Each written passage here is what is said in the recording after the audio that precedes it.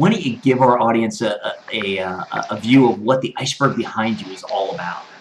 Sure. It's funny because I was actually recently at a lecture by Bruce Lipton, who talks about the biology of belief, and I love him. He's a sweet man, great information, great insight.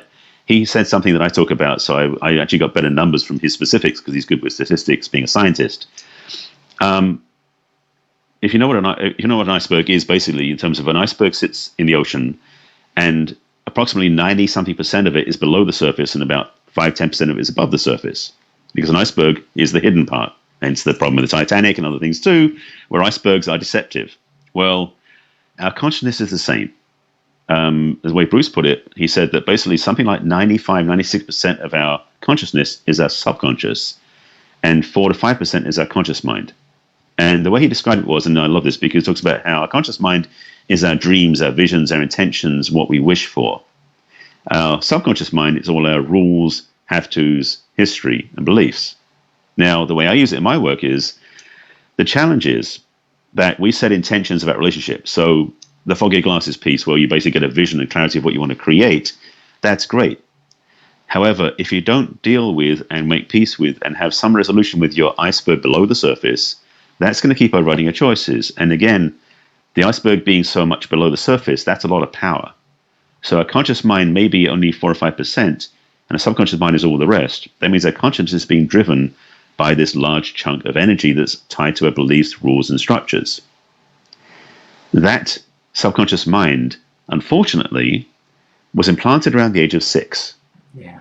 Because we are raised, and this is the thing I've learned over the years, from the age of 0 to about 8, 9, or 10, we don't have really a conscious mind. We're a sponge taking in the world. So we learn from everything around us, our parents particularly, and other adults, teachers, our religious teachers, all these people. That's the way life looks. And when you're a 2-year-old, our parents are gods because they're big, they're tall, and they tell us what to do, and they take care of us. They feed us and nurture us and everything else, hopefully. Yeah. Because some parents, I understand, didn't do that. But the thing is, we get this history lesson, or I should say our life path, implanted in our consciousness by these learnings without any filter. And around the age of 8, 9, or 10, our conscious mind sort of becomes online because we have self-will and autonomy. We start thinking about things. That becomes the gatekeeper for the subconscious. So really from the age of 10 onwards, we have this gatekeeper that keeps us protected in a way, so we don't become a sponge for everything coming in, except for the things that are resonating what we already know. Then they go straight past the gatekeeper. So that iceberg is really this huge amount of beliefs, rules, and structures we carry inside of ourselves that are running like automatic pilot. And this is the challenge, because in automatic pilot, we don't think about them. So we say, I'm going to go over here, but our subconscious mind is going over there. We end up going this way, not this way. And it's true in any part of life, not just relationships, in career, in financial areas, and all areas, but particularly in relationships, we will make choices based upon our unconscious mind. And I'm going to give you permanent personal examples, which I'll give you, of how amazingly accurate it is, but also how silly it looks looking back at it.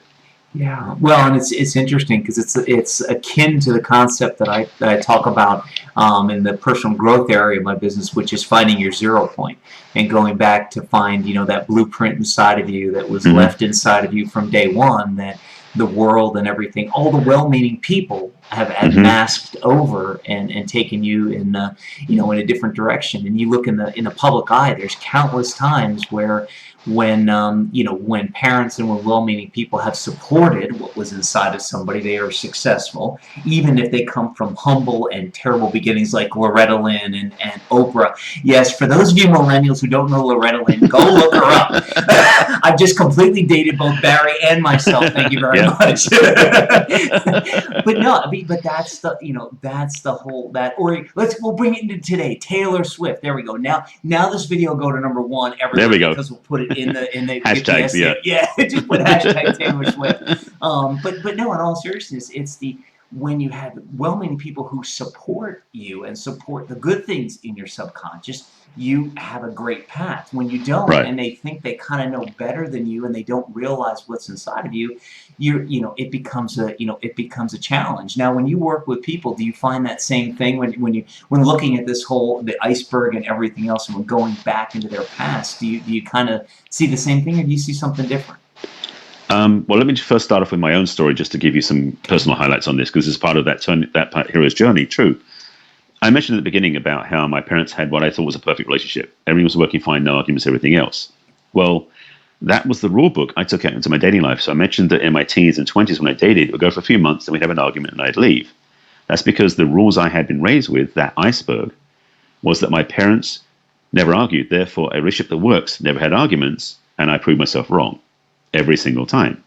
So I had this broken belief that kept it was like playing foul in my relationships. It would actually disrupt my relationships every time. And the truth was, I missed out on make-up sex, which is one of the biggest upsets I probably look back on. but the truth is, I didn't have the realization and the awareness until much later that I can actually change the paradigm. And that's part of the work I do. Is the iceberg is not insurmountable, but you've got to acknowledge it. You can't ignore it. It's too big to ignore, basically. And the truth also with clients is that happens a lot for them too, where they're carrying this rule book around. They don't know they're carrying it. It's so ingrained in them, it's automatic pilot. And they're wondering why they have the same results. And when I do a little digging with them and look back at that life, they go, oh, hang on a second.